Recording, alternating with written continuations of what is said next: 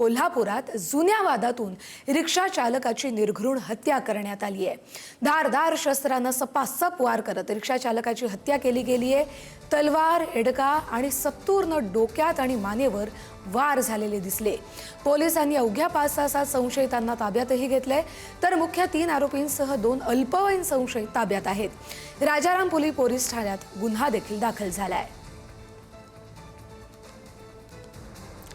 कोल्हापूरमध्ये जुन्या वादातून चक्क एका रिक्षा चालकाची हत्या करण्यात आली आहे। धारधार शस्त्रांनी सपासप वार करत त्याला संपवलं गेलंय, तर राजारामपुरी पोलीस ठाण्यात याच संदर्भात गुन्ह्याची नोंदही झाली आहे।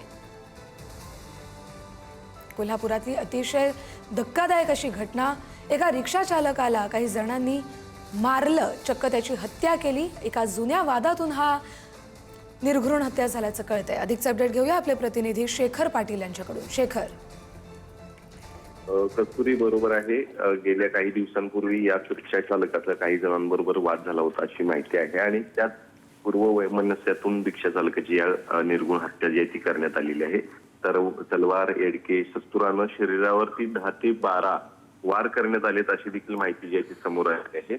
आपण जर बघितलं तर टेमलाईवाडी एक कोल्हापूर शहराच्या अगदी मध्यवस्ती म्हणता येईल आणि अशा ठिकाणी ही घटना जी आहे ती घडलेली आहे। अगदी नॅशनल हायवेच्या अगदी बाजूला असणारा हा परिसर आहे आणि त्या परिसरामध्ये ही घटना घडलेली आहे।